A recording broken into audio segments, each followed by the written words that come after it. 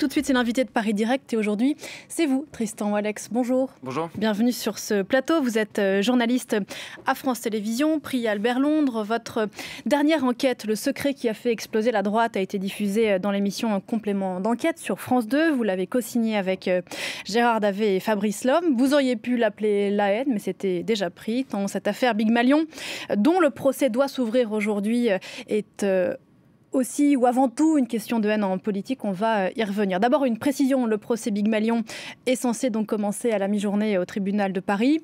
Ce procès pourrait être repoussé parce que l'un des avocats des prévenus, en l'occurrence celui de Jérôme Lavrieux, est hospitalisé, réponse tout à l'heure, mais ça n'empêche pas de parler du fond de l'affaire. Donc pour ceux qui ne sont pas familiers, il faut faire un retour en arrière.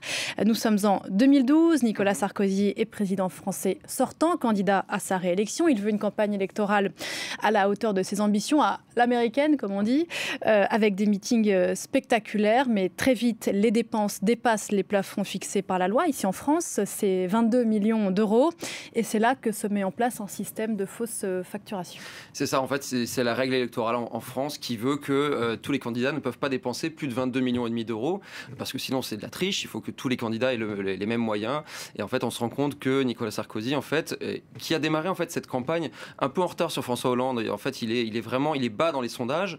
Et en fait, il se rend compte que les meetings qu'il fait fonctionnent. C'est-à-dire que plus il fait de meetings, plus il rattrape son retard sur François Hollande. À un moment, au courant du mois de mars, il va même le dépasser légèrement. Et en fait, on se rend compte que au départ, dans sa campagne, il prévoyait de faire 15 meetings et que déjà avec 15 meetings, il risquait d'être plus à 23 millions d'euros qu'à 22 millions.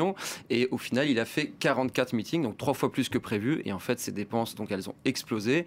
Et donc, pour financer ce dépassement de plafond autorisé, il y a un système de fausses factures qui a été mis en place. C'est-à-dire que l'UMP a payé à la société Big Malion, qui organisait les meetings de Nicolas Sarkozy, des fausses factures, en fait, pour pouvoir dissimuler les dépenses excessives de Nicolas Sarkozy à l'époque. Voilà, pour résumer cette affaire.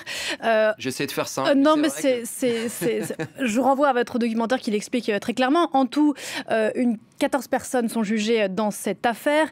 Des dirigeants de la campagne de 2012, des cadres de l'UMP, des dirigeants de Big Malion, donc l'entreprise qui a organisé ces meetings. Ils sont poursuivis pour délit de faux, usage de faux, escroquerie, abus de confiance. Parmi les prévenus, donc, Nicolas Sarkozy. C'est son deuxième procès en quelques semaines en correctionnel. Qu'est-ce qui lui reprochait à lui?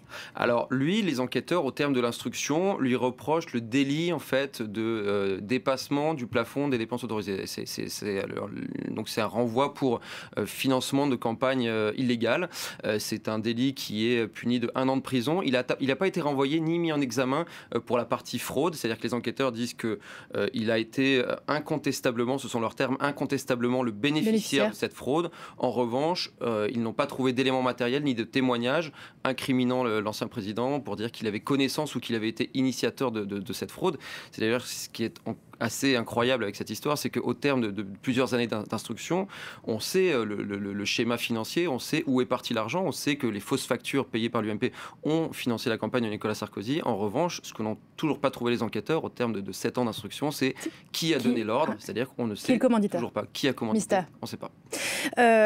Un mot sur l'ordonnance de renvoi, c'est l'un des axes de défense de Nicolas Sarkozy. Elle n'a été signée que par l'un des deux juges. Pourquoi ? Alors c'est extrêmement rare. Je l'ai rencontré, Renaud von Ruymbeck, qui est maintenant. C'est lui qui a refusé de signer. C'est le deuxième juge qui a refusé de signer l'ordonnance, donc qui a été signée uniquement par le juge Tournaire. C'est beaucoup utilisé par la défense de Nicolas Sarkozy pour dire c'est bien la preuve que Nicolas Sarkozy n'aurait pas dû être envoyé devant le tribunal. Renaud von Ruymbeck est un petit peu plus modéré sur cette interprétation. Il nous explique qu'il y a 14 prévenus. Il n'y a pas que Nicolas Sarkozy dont j'ai refusé de signer le renvoi. Il y a des gens qui ont été renvoyés qui n'auraient peut-être pas dû l'être. Il y a aussi des gens qui n'ont pas été renvoyés et qui auraient peut-être dû être renvoyés. Donc voilà, il est assez mystérieux sur les raisons qui font qu'il n'a pas signé. En revanche, il fait comprendre que l'interprétation et l'utilisation qui est faite par la défense de Nicolas Sarkozy, la défense de Nicolas Sarkozy a beau jeu de faire ça, est un petit peu surinterprétée interprété, enfin on surinterprète un petit peu son absence de signature. Alors au cours de l'instruction, Nicolas Sarkozy a assuré qu'il n'était ni au courant de l'explosion des comptes de campagne ni du système de fausses factures.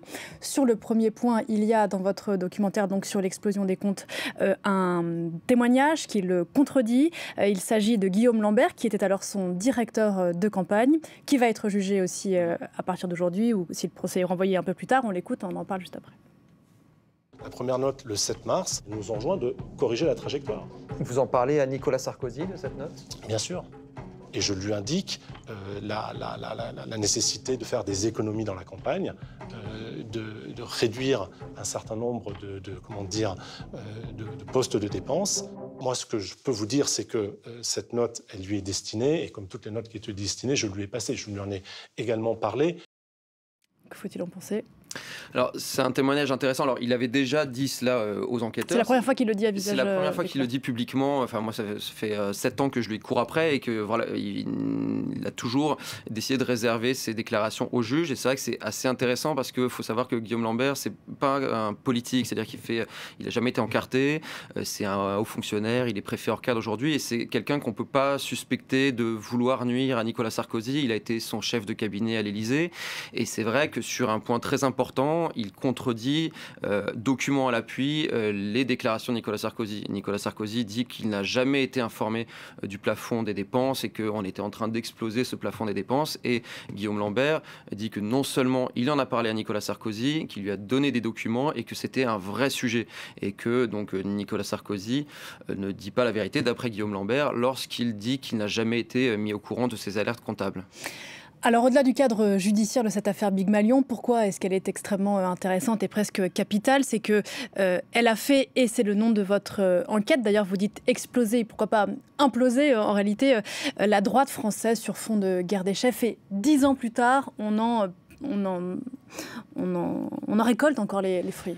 En fait, voilà, c'est ça. On se rend compte qu'il y a, c'est une affaire qui, enfin, quand on discute avec Jérôme Lavrieux ou d'autres acteurs de cette période-là, on se rend compte qu'en fait, des financements illégaux de campagne électorale, ça paraît incroyable de dire ça, mais c'est quelque chose d'assez courant. On l'a toujours plus ou moins, on s'est toujours plus ou moins arrangé avec la loi pour financer des campagnes électorales.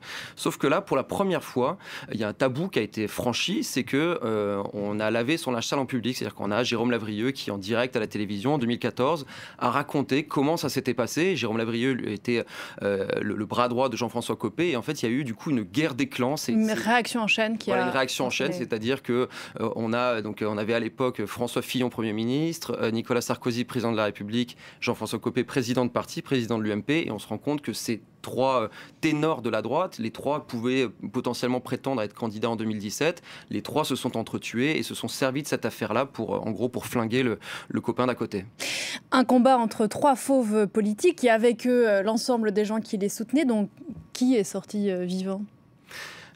Au final, personne, puisque en 2017, pour la première fois dans l'histoire de la Ve République, la République gaullienne, la droite républicaine ne s'est pas retrouvée au deuxième tour. C'est vraiment quelque chose de totalement inédit, c'est-à-dire qu'effectivement, dans cette affaire qui a fait exploser la droite, on a d'abord Jean-François Copé qui a été la première victime de ça. En tant que patron de l'UMP, tous les regards se sont portés sur lui initialement. Ensuite, on sait que François Fillon a pris la direction intérimaire de l'UMP. Il a beaucoup mis son nez dans son compte.